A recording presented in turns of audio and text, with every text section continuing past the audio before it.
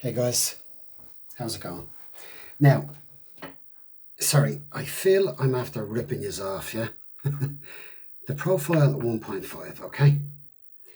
Now, I put up a video yesterday. Hello, welcome back to D1 Vapes. Strictly over 18s, okay? Now, I put up a video yesterday of the profile, the mesh coil, the profile 1.5, specifically for using it in mesh mode, okay?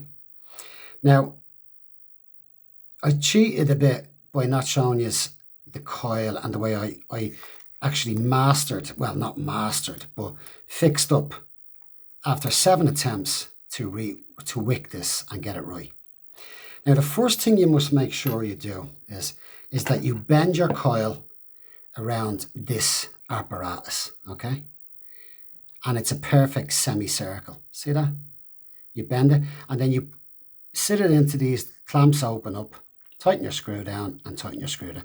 Now, making sure that it's semicircle, that it's not all over the place, oblong or moved this way or that. It must be even as best as you can. Okay? And this is for what's, you smooth it out if it's a little bit off, okay?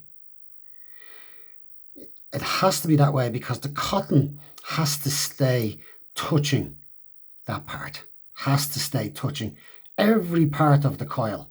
Because if there's one section not touching the coil, you're going to get it dry here. And it's something that you don't want to do. Now, the coil has to be sitting sort of as shaped half circle as you possibly can. Now, this little white thing here, right, moves up and down. So that when you put in your cotton, it pushes it towards the coil, okay? And there's your wicking jobby here, right? Now, that's as best as I'm going to get it. Now, this is still the same coil. I haven't replaced the coil. Tighten it down, tighten it. That's easy. But as long as you get it, that it's not leaning one way, because it has to be uniform, okay? Okay? And then when you put that goes down, and then you push your cotton in, and I'm going to show you that now, right? The way I done it. Now, this is what I use. Okay, I take off one very slim as you can piece from the outside. It's sort of a habit. I don't know why we do it, but it's a bit of a habit, I took off a bit too much there now because I don't want to keep this too long. Okay, a little bit too much there. Now stretch this out. Stretch it out. Stretch it out without breaking it. Stretch it out. Stretch it out. Look at the size of it. The size of it. Keep stretching it out. Okay. Now, what I do is right, I try to with half. No. Dry hits. So if you go about half, okay, and then go another half of that and take that off. Take that off there. Okay. Then you get your cotton like that and roll it. Just roll it nice and gently. See the way it's nice and fluffy? Roll it. Roll it, roll it, roll it, roll it. And there you have this little type of thing, okay? Now, there's a lot of fluffiness in the inside of that, yeah? That's to allow for the juice to be able to get up, as far as I know. And then you have to be careful now. Hold down, well, what I like to do is hold down the center white part without touching the coil, because you'll disform the coil. They're very bloody, they're bits of metal, you know what I mean? They're very fine. So if you hold that down and just push that through as far as you can there, like that. And there she is. Look, she's peeking through, yeah? Hello. She's peeking through, and then just gently,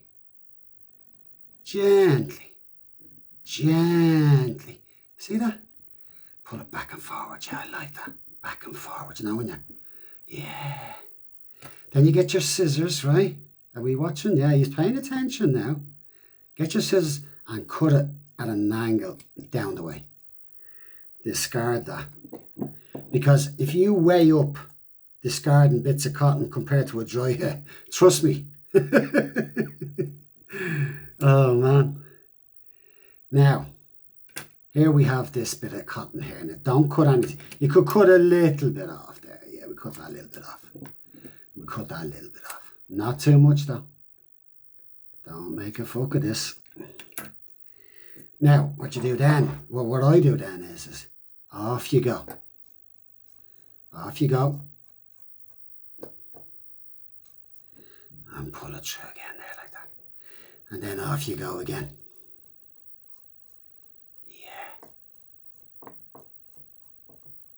Yeah.